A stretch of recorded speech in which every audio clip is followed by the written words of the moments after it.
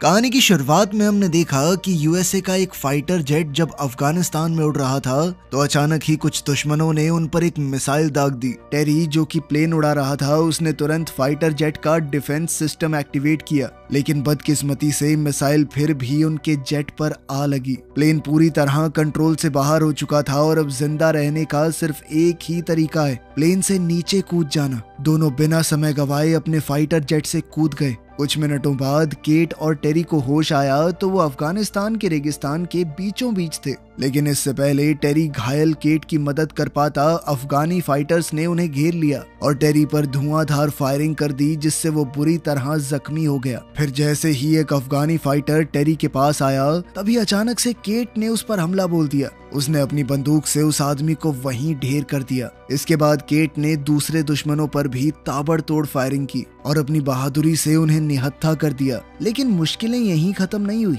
अचानक एक और अफगानी फाइटर वहां आ गया और जब केट उस पर फायर करने लगी तो उसे एहसास हुआ कि उसकी बंदूक में तो गोलियां खत्म हो चुकी हैं। मजबूरन उसने वहां से भाग निकलने का सोचा, लेकिन इससे पहले कि वो दुश्मन के हाथों मारी जाए टेरी ने हिम्मत जुटाई और उस अफगानी फाइटर को गोली से उड़ा दिया। इस बहादुरी के बाद टेरी अपनी आखिरी सांसें गिन रहा था। इस हादसे से केट पूरी तरह टूट चुकी थी। वो अपने साथी के पास गई तो टेरी ने उससे माफी मांगी क्योंकि वो उन दोनों को उस मुश्किल से बाहर नहीं निकाल पाया। ये सुनकर केट की आंखें भर आई। अब उसका सिर्फ एक मकसद था, किसी भी तरह रेस्क्यू टीम से बात करना। उधर दूसरी तरफ बाकी अफगानी फाइटर्स ने देखा कि उनका लीडर अभी भी जिंदा है। साथ ही उन्हें ये भी पता चला कि अमेरिकन फौज वहां से फरार हो गई थी। कुछ देर तक चलने के बाद केट को दूर से दुश्मन की गाड़ियों का एक पूरा काफिला नजर आया जिन्होंने पूरे इलाके को घेरा हुआ था। केट ने तुरंत फैसला किया कि यहाँ रुकना खतरनाक है, इसीलिए वो छुपने के लिए पास के एक बंकर की तरफ भागी। लेकिन बंकर तक पहुंचने से पहले ही दुश्मनों ने उसे देख लिया और उस पर धुआंधार फायरिंग शुरू कर दी। उनके लीडर ने तो केट के ऊपर एक मिसाइल फायर की, लेकिन वो किसी तरह बच निकली। फिर जैसे ही धुआं साफ हुआ तो केट ने देखा कि धमाके की वजह से बंकर का दरवाजा खुल गया था। अब केट बिना एक भी सेकंड गवाए बंकर के अंदर घुस गई। तभी एक दुश्मन उसके पीछे दरवाजे तक आ गया तो केट ने अपनी पिस्टल से उसे मार गिराया। खैर इसके बाद केट ने देखा कि वो ऐसी सीढ़ियों के सामने खड़ी थी जो शायद सैकड़ों मीटर गहरी हैं, लेकिन उसके पास कोई चारा तो था नहीं, इसीलिए उसने नीचे उतरने का फैसला किया।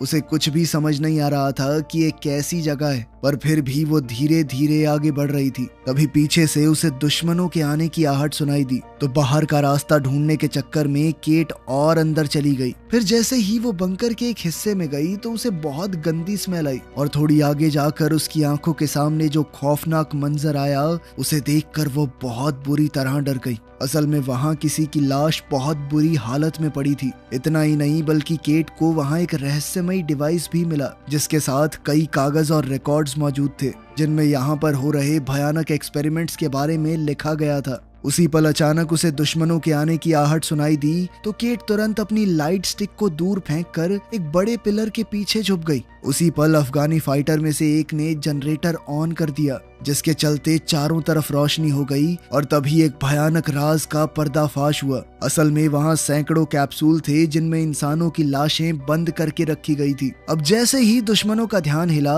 तो इस मौके का फायदा उठाते हुए केट ने अपनी फाइटिंग स्किल्स का इस्तेमाल करके अचानक उनमें से एक की बंदूक छीन ली। केट को देखते ही अफगानियों ने एक के बाद एक उस पर धुआंधार फायरिंग शुरू कर दी जिसके चक्कर में एक कैप्सूल टूट गया और उसके अंदर रखी हुई लाश जमीन पर आ गिरी। अब अपनी जान बचाने के लिए केट पास ही में मौजूद एक हैच में नीचे उतर गई। जैसे ही उनके लीडर ने देखा कि केट सुरंग में घुस गई है तो उसने अपने आदमी को उसका पीछा करने का हुक्म दिया ताकि उसे चारों तरफ से घेरा जा सके। फिर उसने चिल्लाकर दूसरे आदमी को वहीं रुकने को कहा ताकि अगर केट वापस लौट कर आए तो भी बच ना पाए। वो आदमी अपनी जगह संभालते हुए धीरे धीरे उस लाश की तरफ बढ़ रहा था जो कैप्सूल से गिरी थी। उधर केट बिना कोई आवाज किए सुरंगों के अंदर रेंगती हुई आगे बढ़ रही थी। जैसे ही उसके पास एक दुश्मन हैच की जांच करने आया तो केट बिल्कुल पत्थर की तरह जमकर खड़ी हो गई। इसी दौरान जो आदमी पहरा दे रहा था उसने सोचा कि गिरी हुई लाशों को एक पर्दे से ढक देता हूँ। उसे बिल्कुल अंदाजा नहीं था कि उनमें से एक क्रीचर अभी भी जिंदा था और संभलने से पहले ही उस क्रीचर ने उस पर हमला बोल दिया। उसी पल केट किसी तरह इमरजेंसी एग्जिट की सीढ़ियों तक पहुंच गई, लेकिन तभी अफगानों का लीडर मलिक उसके सामने आ गया। उधर दूसरे फाइटर ने अपने साथी की लाश देखी जिसे वो भयानक क्रीचर नोच नोच कर खा रहा था। अब वो डर के मारे जोर जोर से अपने सरदार को मदद के लिए बुलाने लगा। इसी मौके का फायदा उठाते हुए केट ने अपनी फ्लेयर गन से उस आदमी के सीने पर गोली चला दी। फिर तुरंत ही उसने जमीन पर गिरी दुश्मन की राइफल उठाई और एक एक करके सभी को मार डाला। इसके तुरंत बाद केट ने वहां एक ग्रेनेड फेंक दिया और सीढ़ियों पर चढ़ने लगी। फिर जैसे ही केट ऊपर तक पहुंची तो अचानक एक अफगान ने उसका पैर पकड़कर उसे खींच लिया। केट संभल भी नहीं पाई कि उतने में उस आदमी के चेहरे पर वो भयानक क्रीचर टूट पड़ा और उसे भी निगलने की कोशिश करने लगा। ये सब देखकर केट बहुत ज्यादा घबरा गई और बाहर की तरफ भागने लगी। क्रीचर ने उसे पकड़ने की कोशिश की लेकिन केट किसी तरह बंकर से बाहर निकल गई। अब इस क्रीचर को अंदर ही कैद करने के लिए केट ने बंकर के दरवाजे को जंजीरों से बंद कर दिया। पर जैसे ही वो वहां से निकलने वाली थी तो एक और दुश्मन उसके सामने आ गया। लेकिन जब उस आदमी ने देखा कि वो क्रीचर बंकर से बाहर निकलने की कोशिश कर रहा है तो वो डर के मारे वहां से भाग निकला। तब केट भी अपनी जान बचाकर फरार हो गई, लेकिन कुछ दूर जाते ही अपनी गहरी चोट की वजह से वो जमीन पर गिर पड़ी। इस दर्द को सहने और चलना जारी रखने के लिए उसने दवाई का सहारा लिया। फिर कुछ दूर जाने पर अचानक फौजियों की गाड़ी उससे जा टकराई। जैसे ही फौजियों को एहसास हुआ कि ये तो उनकी ही साथी है तो वो तुरंत उसकी मदद के लिए दौड़े। फिर अगले दिन केट को आर्मी कैंप में ले जाया गया। वहाँ उसकी मुलाकात यहाँ के मेजर रॉय से हुई तो केट ने उसे समझाने की कोशिश की कि उस बंकर में कुछ बहुत ही गलत हो रहा है, लेकिन रॉय ने उसकी बातों पर विश्वास नहीं किया। उसने कहा कि लड़ाई के बाद से हालात काफी बिगड़ चुके हैं, इसलिए इस वक्त उनका पूरा ध्यान मेन मिशन पर होना चाहिए। गुस्से में केट ने उस भयानक क्रीचर के बारे में विस्तार से बताया जिसे उसने भागते वक्त देखा था, लेकिन रॉय अपने फैसले से हिला नहीं। केट को जो डिवाइस लैब में मिला था रॉय ने उसे भी अपने कब्जे में ले लिया और उसे कैंप के डॉक्टर के पास भेज दिया। इसी बीच सैनिकों की एक टुकड़ी एक कैदी को लेकर वहां पहुंची तो रॉय ने कहा कि इससे पूरी जानकारी निकलवाओ। वहीं बाहर सार्जेंट टॉम केट को शांत करने के लिए आया क्योंकि वो रॉय के रवैये से काफी गुस्से में थी। खैर बाद में जब पैरामेडिक के पास केट का इलाज चल रहा था तो सार्जेंट टॉम सार्जेंट जोन्स के साथ वहां पहुंचा। उन्होंने केट से कहा कि हमें तुम्हारी बात पर पूरा भरोसा है, लेकिन बंकर में वापस जाने से पहले उन्हें ये जानना जरूरी है कि वहां हुआ क्या था। ये सुनते ही केट ने एक रशियन लाइन लिखी जो उस बंकर के दरवाजों पर लिखी हुई थी। उसकी याददाश्त बहुत तेज है तो उसे सब कुछ अच्छे से याद था, लेकिन केट ये नहीं जानती थी कि आखिर इसका मतलब क्या है। तभी अफगानी कैदी ने बीच में कहा कि ये एक चेतावनी है, इसका मतलब है कि इसे खोलना मना है। इसके साथ ही उस आदमी ने दावा किया कि केट ने उस बंकर के बारे में जो कुछ भी बताया सच उससे कहीं ज्यादा भयानक था, इतना कि वो लोग सोच भी नहीं सकते। इस बात पर टॉम थोड़ा उलझन में पड़ गया। उसने कहा कि अगर उस पर रशियन भाषा में लिखा गया है तो लगभग 30 साल पहले उसे बंद कर दिया गया होगा, क्योंकि 30 साल से यहाँ पर रशिया से कोई नहीं आया। तभी डॉक्टर ने उसकी बात को काटते हुए कहा कि कोई भी इंसान इतने सालों तक बंद रहकर जिंदा नहीं रह सकता। इस पर उस कैदी ने एक और खौफनाक बात कही। उसने बताया कि उस बंकर के अंदर जो जीव जिंदा है वो इंसान है ही नहीं। इस बात ने पूरे ग्रुप को गहरी चिंता में डाल दिया। खैर फिर शाम ढलने लगी और अंधेरा होते ही सैनिकों ने फैसला किया कि वो पूरे एरिया की रखवाली बारी बारी से करेंगे, क्योंकि किसी भी पल नए दुश्मन सामने आ सकते हैं। उधर अपने कैबिन में रॉय ने कर्नल से बात की तो कर्नल ने कहा कि केट को जो भी वो डिवाइस मिला है उसे जल्दी से भेजो। असल में वो डिवाइस एक रिकॉर्डर था और रॉय ने साफ साफ शब्दों में कहा कि अगर आपको ये चाहिए तो पूरी सच्चाई बतानी होगी कि असल में हो क्या रहा है। वहीं दूसरी ओर हम देखते हैं कि बंकर के गहरे अंधेरों में उन भयानक जीवों ने एक दूसरे को आजाद कर लिया था। फिर धीरे धीरे सब एक जगह इकट्ठा हुए और बाहर निकलने का रास्ता रोकने वाली उन जंजीरों को तोड़ने की कोशिश करने लगे। वहीं रात के वक्त सेरानो नाम का एक फौजी ड्वेन की जगह लेने आया, लेकिन जैसे ही वो आगे बढ़ा तो उसे पीछे से एक अजीब सी आवाज सुनाई दी। मुड़कर देखने पर उसे पता चला कि उसका साथी वहां से गायब हो चुका है। हैरानी और उलझन में सेरानो ने बैरिकेड के पास जाकर देखा कि आखिर हुआ क्या। उसी वक्त डेव को कैंप के अंदर फैलती हुई एक बेहद गंदी बदबू महसूस हुई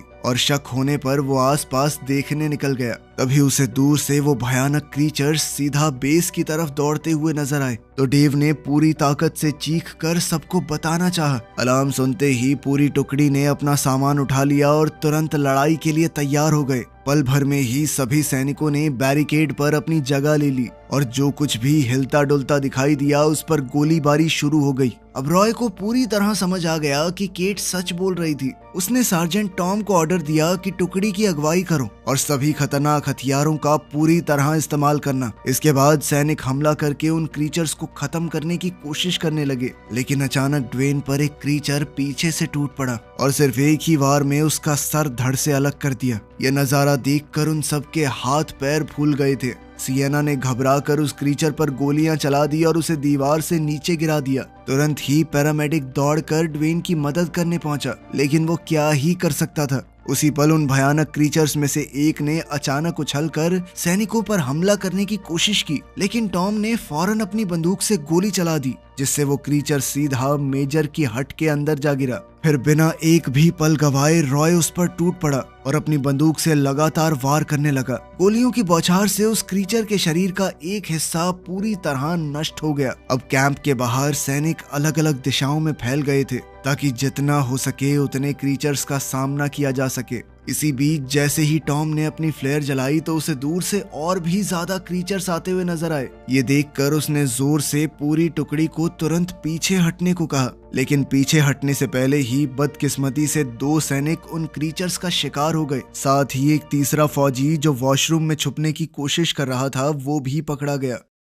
उधर जैसे ही केट को एक क्रीचर के पास आने की आवाज आई तो उसने जल्दी से हथियारों की संदूक खोलने की कोशिश की, लेकिन वो संदूक नहीं खुली और कैबिन के अंदर घुसते ही उस क्रीचर ने केट पर जोरदार हमला बोल दिया। इसके बाद उस भयानक क्रीचर ने अपनी लंबी जुबान से उसे जकड़ने की कोशिश की। अफगानी कैदी ने जैसे तैसे खुद को आजाद किया और जल्दी से वो हथियारों वाली क्रेट खोल दी। फिर उसने जल्द ही एक मशेटी उठाई और पूरी ताकत से क्रीचर पर जोरदार वार किए, जिसके बाद वो क्रीचर जमीन पर गिर पड़ा और केट तब भी गुस्से से लगातार उस पर वार करती रही। वहीं बाहर कैंप में पूरी तरह अफरा तफरी मची हुई थी। एक फौजी अपनी मशीन गन से लगातार उन क्रीचर्स पर हमला कर रहा था, लेकिन मौका मिलने पर एक क्रीचर ने उसे भी मार डाला। इसके बाद वो भारी बंदूक फायर करते हुए अपने आप घूमने लगी और गोलियां सीधा फ्यूल कैंस पर जा लगी। अगले ही पल पूरे कैंप में एक भयानक विस्फोट हुआ और इस धमाके के बाद सैनिकों ने देखा कि एक क्रीचर बिल्कुल उनके सामने खड़ा था।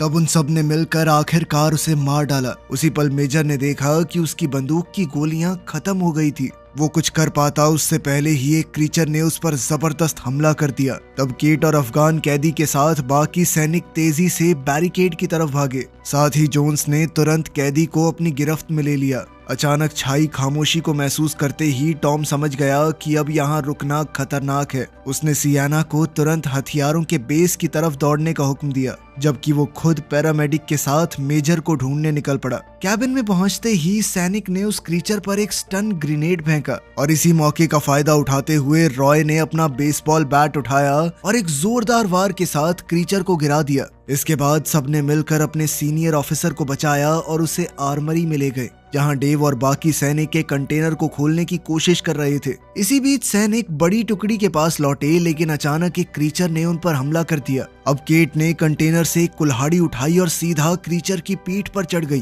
केट ने उस क्रीचर को काफी हद तक घायल कर दिया, जिसके बाद टॉम ने आगे बढ़कर उसे पूरी तरह खत्म कर दिया। फिर रास्ता साफ होते ही पूरा ग्रुप दौड़कर कंटेनर के अंदर घुस गया। दरवाजा बंद करने के बाद उन्होंने थोड़ी देर के लिए आराम किया और फिर आगे क्या करना है ये सोचने लगे। सुबह होते ही जब सैनिकों ने कंटेनर का दरवाजा खोलकर कैंप का जायजा लिया तो अपनी आंखों के सामने का मंजर देखकर वो दंग रह गए। असल में वहाँ ना तो कोई क्रीचर था और ना ही मरे हुए सैनिकों की लाशें। थोड़ी देर ढूंढने के बाद उन्हें आखिरकार एक क्रीचर की लाश मिली तो सब मिलकर उसे ध्यान से देखने लगे ताकि ये समझ सकें कि आखिर इस भयानक क्रीचर का राज क्या है।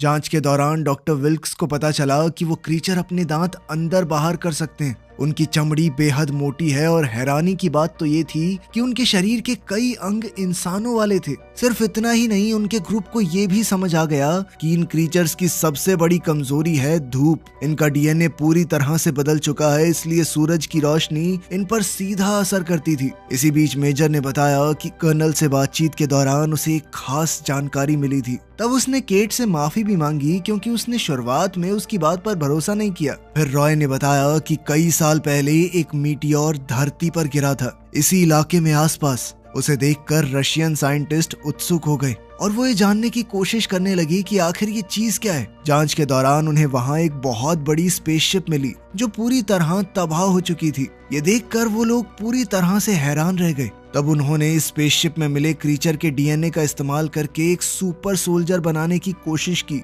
ये सुनते ही केट चिंता में आ गई। उसने बताया कि उसने अंडरग्राउंड बंकर के अंदर कैप्सूल्स में तैयार होती हुई एक पूरी सेना देखी थी जो किसी भी पल जाग सकती है, इसीलिए उन्हें तुरंत वहां से निकलना होगा। लेकिन अब उनके सामने मुश्किल ये थी कि रेगिस्तान से निकलने के लिए उनके पास फ्यूल नहीं है। हालात को समझते हुए उन सबको ये एहसास हो गया कि अब उन्हें यहीं रुककर इन क्रीचर्स का सामना करना होगा। रॉय ने सबके सामने वादा किया कि वो आखिरी सांस तक अपने साथियों के साथ लड़ता रहेगा। तभी अचानक टेबल पर पड़ा हुआ वो क्रीचर दोबारा से जिंदा हो गया। वो चारों तरफ मौजूद लोगों पर हमला करने लगा और अपनी लंबी जुबान से केट का सर निगलने की कोशिश की। तब खुद को बचाने के लिए केट ने जोर से अपना सर ही उस क्रीचर पर दे मारा। तब रॉय को एहसास हुआ कि ऐसे तो उसकी पूरी टुकड़ी ही खत्म हो जाएगी। तब उसने अपना ग्रेनेड निकाल लिया और बिना एक भी पल सोचे रॉय सीधा उस मॉन्स्टर पर कूद पड़ा। अगले ही पल जबरदस्त विस्फोट हुआ जिसमें उसका शरीर पूरी तरह से नष्ट हो गया।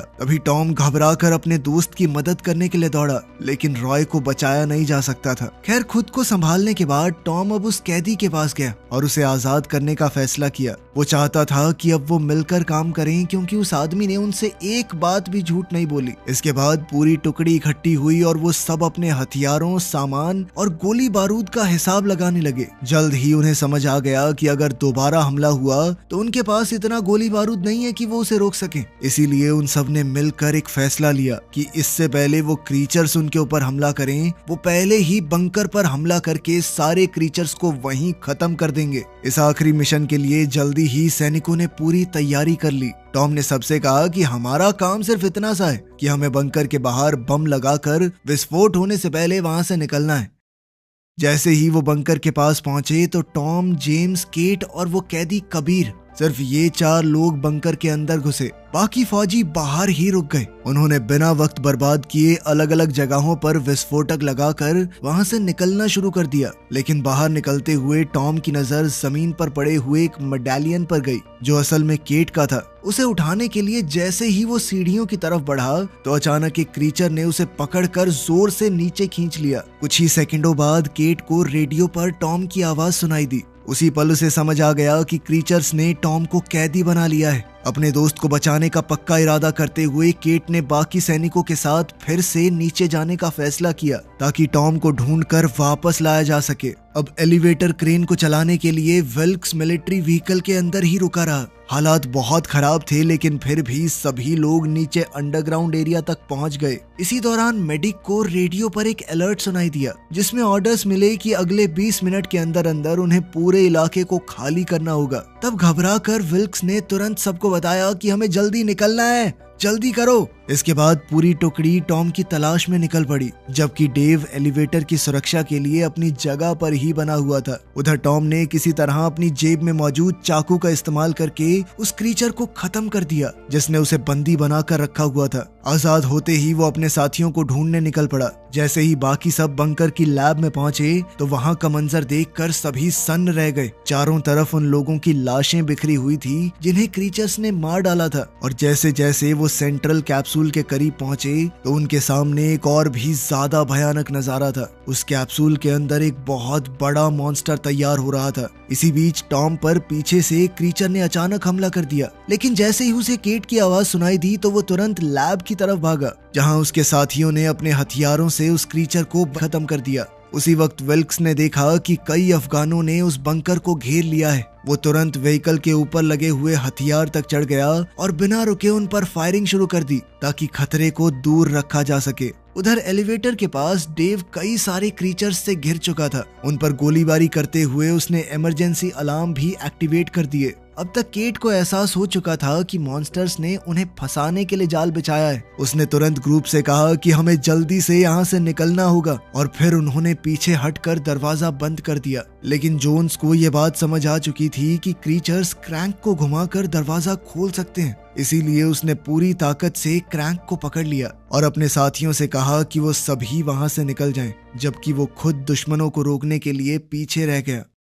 उधर बाहर विल्क्स की बंदूक की गोलियां खत्म हो गई थी। उसने जल्दी जल्दी रीलोड करने की कोशिश की, लेकिन उसे बिल्कुल अंदाजा नहीं था कि एक अफगानी बिल्कुल उसके नीचे मौजूद था। इसी बीच बंकर से निकलते हुए सियाना के कानों में पीछे से एक भयानक गरज सुनाई दी। वो खुद वहीं रुक गई ताकि उसके बाकी साथी सुरक्षित तरीके से एग्जिट तक पहुंच सकें। थोड़ी ही देर में पूरी टुकड़ी एलिवेटर तक पहुंच चुकी थी, लेकिन जैसे ही टॉम को एहसास हुआ कि सियाना उनके साथ नहीं है तो उसने तुरंत उसे बचाने का फैसला किया। उसने बाकी सबको ऑर्डर्स दिए कि अगर मैं 5 मिनट के अंदर अंदर बाहर नहीं आया तो सारे बॉम्ब्स एक्टिवेट करके वहां से निकल जाना। उधर सियाना पर एक क्रीचर ने अचानक हमला कर दिया। वो आसपास पड़े सामान का इस्तेमाल करके अपने दुश्मन का सामना कर रही थी। गुस्से में वो लगातार वार करती रही और आखिरकार उसने क्रीचर को खत्म कर दिया। लेकिन तभी पीछे से एक और क्रीचर आया और उसके चेहरे के एक हिस्से को बुरी तरह नोच लिया। ये वार इतना भयानक था कि सियाना की मौके पर ही मौत हो गई। ये देखकर टॉम गुस्से से भर गया। उसने एक चाकू उठाया और डस्टबिन के ढक्कन को ढाल बनाकर क्रीचर से लड़ने लगा। वहीं जोन सब इस सब से बहुत थक चुका था। उसने दरवाजे से हटकर अपना डेटोनेटर निकाला और अपने दोस्तों को बचाने के लिए खुद शहीद हो गया। इस जबरदस्त विस्फोट में उसके आसपास मौजूद सारे म्यूटेंट खत्म हो गए। धमाके की आवाज सुनते ही टॉम समझ चुका था कि अब वहां रुकना मौत को दावत देने के बराबर है। उसने तुरंत वहां से भागने का फैसला किया। वहीं बाहर एक अफगानी ने पैरामेडिक पर हमला बोल दिया। वो अपने चाकू से विल्क्स को मारने ही वाला था, लेकिन उसने जैसे तैसे अपनी जान बचाई। फिर हर एक दुश्मन से बहादुरी से लड़ते हुए उसने क्रेन एक्टिवेट की ताकि वो पूरे ग्रुप को ऊपर खींच सके। लेकिन दिक्कत ये थी कि ब्लास्ट के चलते मैकेनिज्म का एक हिस्सा डैमेज हो गया था, जिस वजह से गाड़ी आगे की तरफ चलने लगी। विल्क्स ने घबराकर गाड़ी को रोकने की पूरी कोशिश की। वहीं एलिवेटर के अंदर केट, कबीर और डेव एक साथ मिलकर दर्जनों क्रीचर्स का सामना कर रहे थे। अचानक एक क्रीचर ने अपनी बाजू से डेव के सर पर वार किया और वो वहीं पर ढेर हो गया। जैसे ही पैरामेडिक को समझ आया कि क्रेन को अब रोका नहीं जा सकता, तो उसने गाड़ी की दूसरी तरफ कूदने का फैसला किया। इसी बीच उनकी लड़ाई के दौरान कबीर को सीढ़ियों के ऊपर मिलिट्री व्हीकल दिखाई दिया, लेकिन तभी एक क्रीचर ने उसे पकड़ लिया और कबीर समझ चुका था कि अब उसका बचना मुश्किल है। उसने जोर से चिल्लाकर केट को प्लेटफॉर्म से कूदने को कहा। उसकी वजह से बिल्कुल ऐन मौके पर केट की जान बच गई, जबकि एक जबरदस्त धमाके में कबीर और बाकी सभी क्रीचर्स खत्म हो गए। कुछ सेकंडों बाद केट की मुलाकात टॉम से हुई। दूसरी तरफ विल्क्स पर अभी भी कुछ दुश्मन जानलेवा हमला करने वाले थे, लेकिन आखिरी पल पर उनकी टीम वहां आ पहुंची और अपने हथियारों से सबको खत्म कर दिया। थोड़ी देर बाद उनके ग्रुप ने देखा कि मिलिट्री प्लेन एक न्यूक्लियर मिसाइल फायर कर रहा है। तब वो लोग तुरंत एक गाड़ी में बैठकर वहां से भागने की कोशिश करने लगे। आखिरकार एक बड़ा बम जमीन पर आ गिरा और रेगिस्तान के कई किलोमीटर के इलाके में सब कुछ तबाह हो गया। इस धमाके में मुश्किल से सिर्फ 3 लोग अपनी जान बचा पाए थे। वो ये समझ चुके थे कि यह हमला इस बात को यहीं दबा देने के लिए किया गया था, और उन्होंने भी बिना पीछे देखे हमेशा के लिए उस जगह को छोड़ दिया। वीडियो पसंद आई तो लाइक कर देना, चैनल को सब्सक्राइब कर लेना। मिलते हैं अगली वीडियो में।